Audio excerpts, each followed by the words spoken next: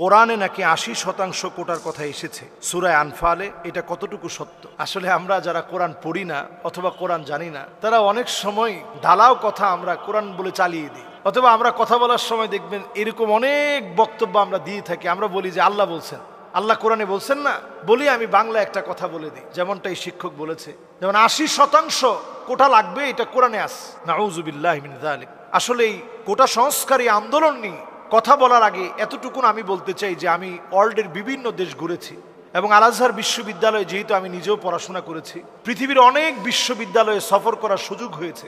এই যে কোটা নিয়ে আমাদের দেশের এই কোটা থাকবে কি থাকবে না, কত পার্সেন্ট থাকবে, কোটা বিরোধী যে আন্দোলন চলছে এখন, কত পার্সেন্ট কোটা থাকবে কত পার্সেন্ট থাকবে না, এখন একজন ৮০% কোটা থাকবে এটা কোরআন থেকে দলিল দিচ্ছে। মাআযাল্লাহ। আসলে সারা দুনিয়া ঘুরে যদি আপনি দেখেন, যারা প্রতিবন্ধী অটিস্টিক যে সমস্ত বাচ্চা আছে, এদের শিক্ষার প্রয়োজনে এদের জন্য কোটা আছে। আমাদের দেশের বিভিন্ন মানুষ আছে যারা আমাদের দেশেই বসবাস করে, আমাদের দেশেরই মানুষ, আমাদের দেশের নাগরিক, কিন্তু তারা উপজাতি। এই উপজাতিদের জন্য সারা ওয়ার্ল্ডেই কোটা আছে। তারা যেন শিক্ষিত হয়, যারা বনে বসবাস করে অথবা আরব বেদুইন যারা হয়তো আরবের পাহাড় পর্বতে থাকে, এরা যেন শিক্ষিত হয়। এরা যেন সমাজের ভিতরে শিক্ষিত না হওয়ার কারণে নানা রকমের বিভিন্ন অকারেন্স করবে, বিভিন্ন ধরনের দুর্ঘটনা ঘটবে, এগুলো থেকে যেন দেশটা বাঁচে, এদেরকে শিক্ষিত করার চেষ্টা করে।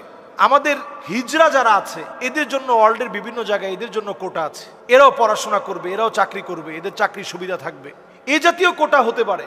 কিন্তু কোটা আন্দোলনের নাম করে আপনি যদি সকল জায়গায় আপনি কোটা অধিকারের নাম করে, মানুষকে অধিকার দেওয়ার নাম করে মানুষকে যদি আপনি ক্ষতির দিকে ফেলে দেন, যেখানে একটা ছেলে ২০০ সিরিয়ালের ভিতরে থেকে ভালো একটা সাবজেক্ট পাবে না, তাহলে তো আপনি জুলম করলেন। সে ভর্তি পরীক্ষায় জুলমের শিকার হলো, চাকরি ক্ষেত্রে গিয়ে জুলমের শিকার হলো, সকল জায়গায় সে বঞ্চিত হলো। তাহলে এই বিষয়টা অবশ্যই আমাদের ভেবে নেওয়া উচিত। আমাদের হাইকোর্টে যেহেতু এই বিষয়টা এখনো পেন্ডিং আছে, বিচারাধীন বিষয়, আমরা বলবো যে এই বিষয়টা আপনারা অবশ্যই ভেবে দেখবেন। মানুষের অধিকার যেন ঠিক থাকে, প্রত্যেকে যেন তাদের অধিকারটুকুন পায়, এটা রাষ্ট্রপক্ষের কাছে মানুষের একটা দাবি। কুল্লুকুম রাইন ওয়া কুল্লুকুম মাসউলুন আন রাইয়াতিহি। প্রত্যেকেই দায়িত্বশীল, দায়িত্বের ব্যাপারে কিন্তু আপনাকে জবাবদিহিতার সম্মুখীন হতে হবে। আর আমরা যখনই এই আন্দোলনগুলোর কারণে ক্ষতিগ্রস্ত মানুষের দিকে যদি একটু তাকাই, আমরা দেখব প্রতিনিয়ত কত অসুস্থ মানুষ কষ্টের মধ্যে এখন আছে, যানবাহনগুলো থেমে আছে, দেশ অর্থনৈতিকভাবে ক্ষতিগ্রস্ত হচ্ছে। আমাদের শিক্ষার্থীরা এখন দেখা যাচ্ছে আঘাতপ্রাপ্ত হচ্ছে। কুমিল্লাতে শিক্ষার্থীদেরকে আঘাত করা হয়েছে, বিভিন্ন জায়গাতে এখন আঘাত করা হচ্ছে। এই যে অবস্থা চলছে, এটা রক্তক্ষয়ী একটা পর্যায়ে যাওয়ার আগেই রাষ্ট্রপক্ষের ব্যাপারে সঠিক সিদ্ধান্ত নেওয়া উচিত।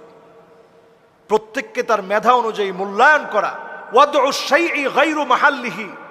যে যেটা লায়েক না তাকে আপনি সেই জিনিস দিবেন না, যে যেটার যোগ্য না তাকে আপনি সেই জিনিস কেন দিবেন?